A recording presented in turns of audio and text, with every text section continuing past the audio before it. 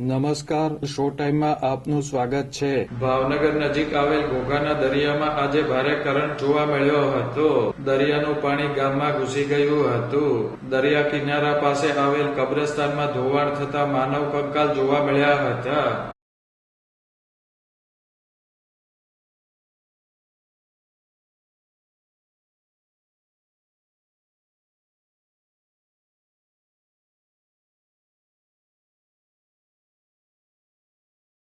ઘોઘાના દરિયામાં મોટી ભરતી આવે ત્યારે દરિયાનું પાણી ગામમાં ફરી વળવાની સમસ્યા કાયમી બની છે।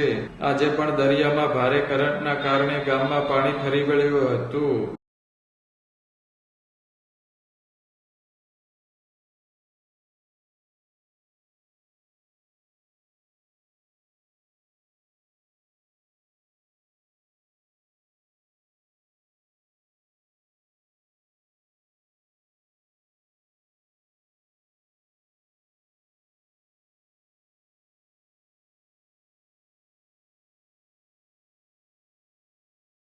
ઘોઘાના દરિયા કિનારા પાસે આવેલ કબ્રસ્તાનમાં પણ માટીનું ધોવાણ થતા માનવ કંકાલ દેખાયા હતા।